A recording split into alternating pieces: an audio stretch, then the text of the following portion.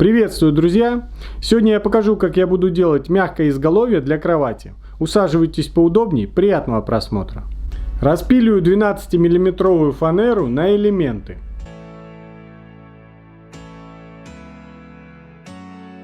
Фиксирую два элемента фанеры скобами в стык.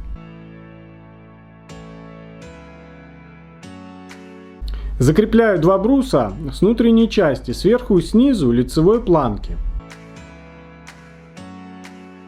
Для временной фиксации элементов между собой очень удобно использовать скобозабивной и гвоздезабивной степлер.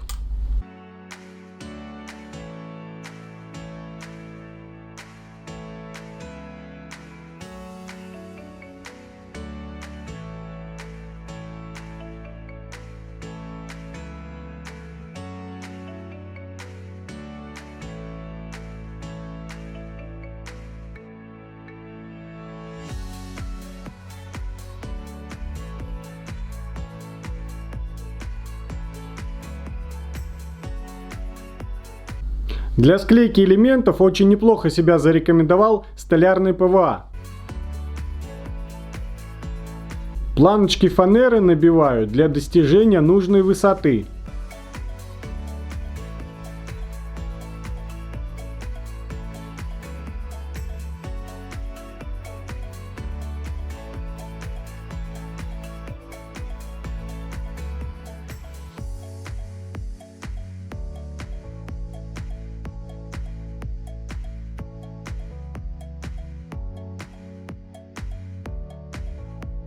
Не спешите выбрасывать обрезки фанеры, они вам очень пригодятся, как в моем случае.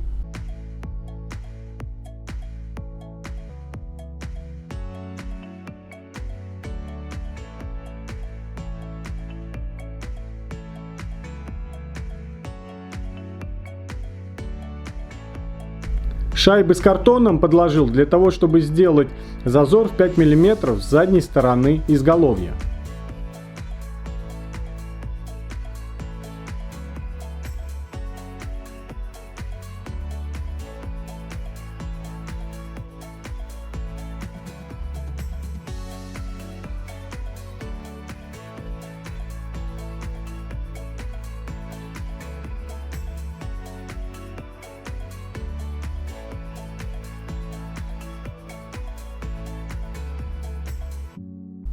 Друзья, очень важно, когда мы скручиваем два элемента и один элемент фанеры стоит торцом, нужно держать шуруповерт ровно по горизонтали и по вертикали.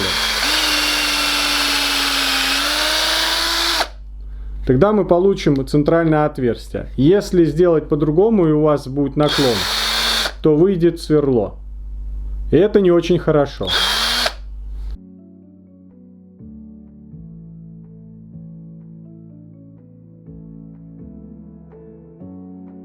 Сначала вклеиваю центральную часть 50-мм поролона. После обклею 10-мм поролоном по периметру изголовья.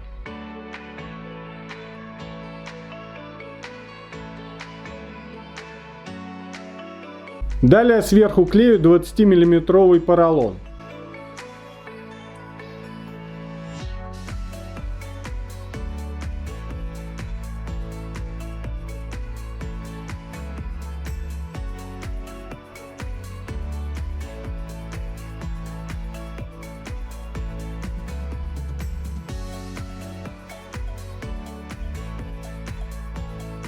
Отверстие в поролоне сверлю 30-мм сверлом по камню.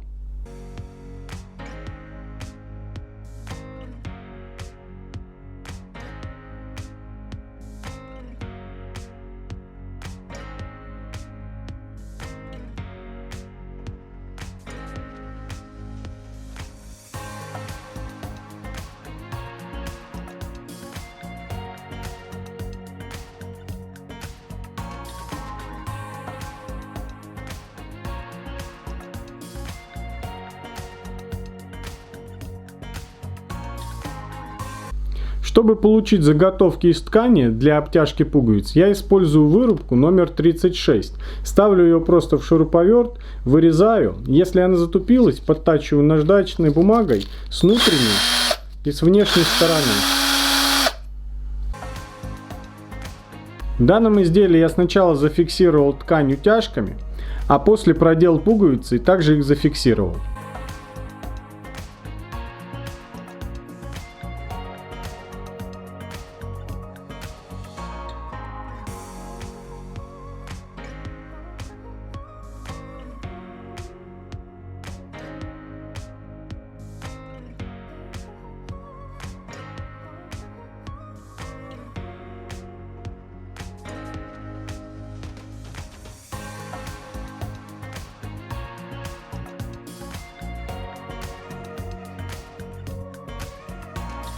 Немного фокусов, чтобы разрядить серьезную обстановку.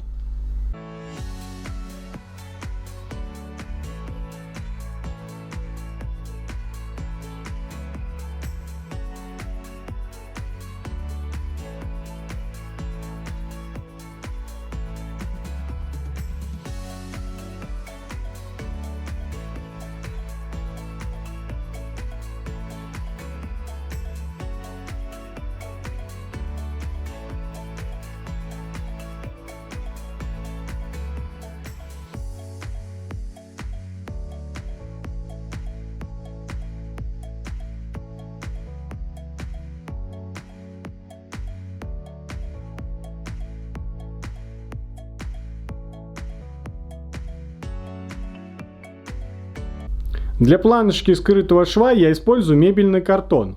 Толщина его 1,5 мм, а шириной планочку я отрезаю 15 мм.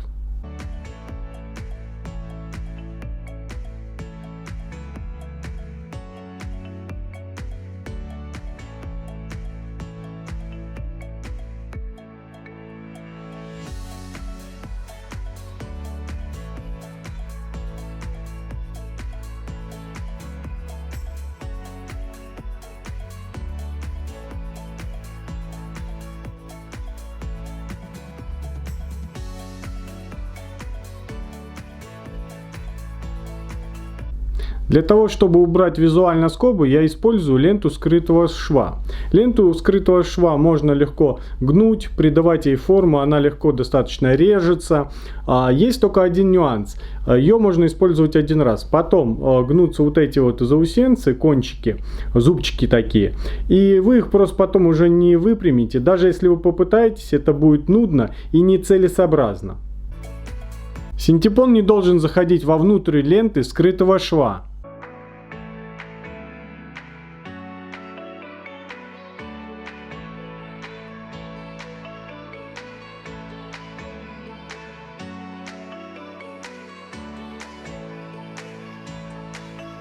Подрезая ткань, главное не увлечься и не отрезать лишнего.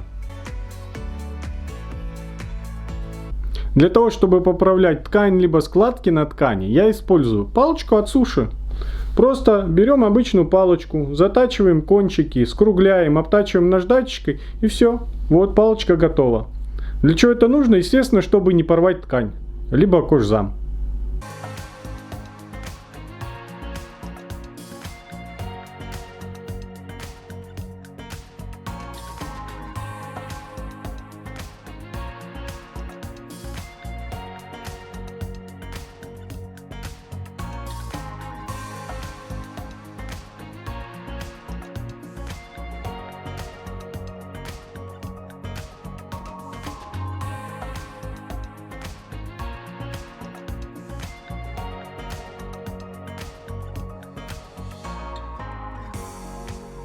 Спасибо за просмотр, а все остальное на ваше усмотрение.